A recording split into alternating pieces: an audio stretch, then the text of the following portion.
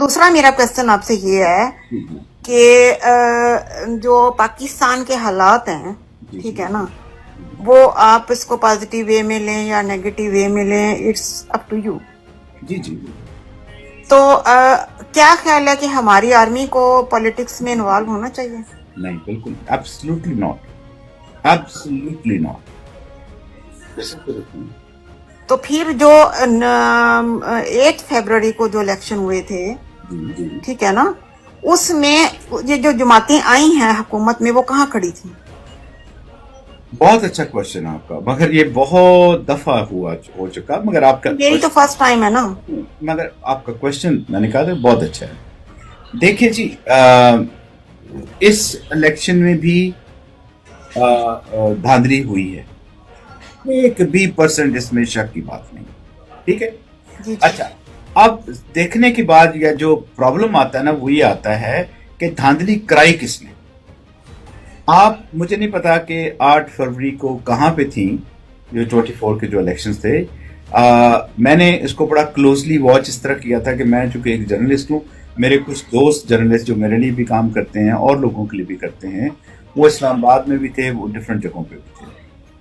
Pakistan army ने, जब Pakistan army को ये कहा गया कि जी आप पोलिंग स्टेशंस पे आएंगे हमारी हिफाजत के लिए, या जो इलेक्शंस होते हैं उसकी हिफाजत के लिए, ठीक है, पाकिस्तान आर्मी ने ये कहा कि नहीं, हम नहीं आना चाहते, आप हमें रखें एज क्विक रिस्पांस फोर्स।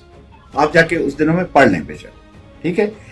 पूरे जो आपके पोलिंग स्टेशन बने वो तकरीबन थे 96,000 के करीब पोलिंग स्टेशन पूरे पाकिस्तान में। उन पूरे 96,000 पोलिंग स्टेशंस में से few polling stations, less than few rather कहना चाहिए, जिनके ऊपर क्विक रिस्पांस फोर्स के तौर पे आर्मी को बुलाया गया।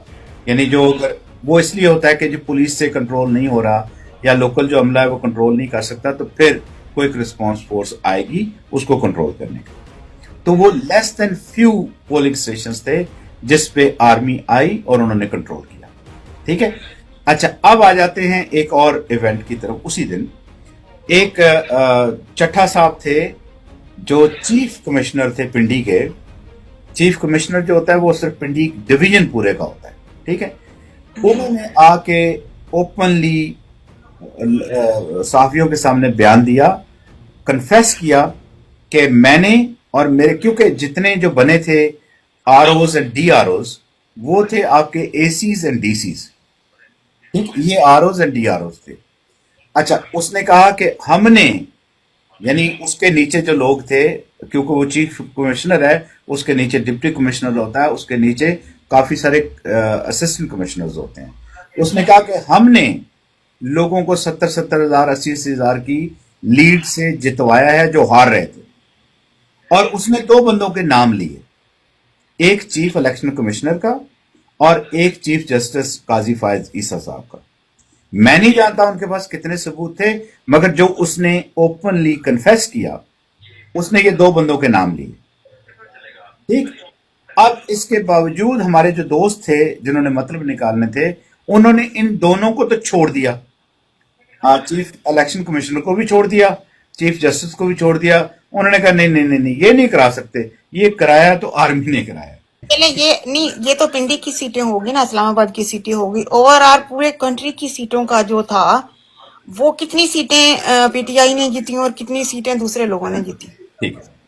अच्छा, जब डिस्प्यूट हो जाता है ना, तो फिर आपके पास आपके नंबर, मेरे पास मेरे नंबर, नीचे वाले दोनों दोस्तों के पास अपने नंबर होते हैं, ठीक है, क्योंकि सही तो होता नहीं ना किसी के पास भी, सब शक करते हैं, एक तरफ ज्यादा करेगी दूसरी तरफ कम करेगी।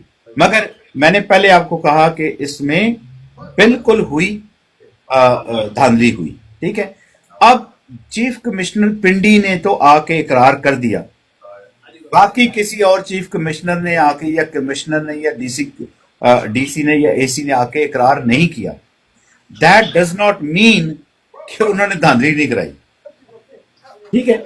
आप सिर्फ पिंडी को इसलिए गिनती हैं कि पिंडी वाले ने कह दिया, और बाकियों ने भी कराई, मगर उन्होंने हिम्मत नहीं की ये इकरार करने की। और ये मैं एक बात बताऊं आपको, ये हमारे यहाँ हमेशा होता रहा है।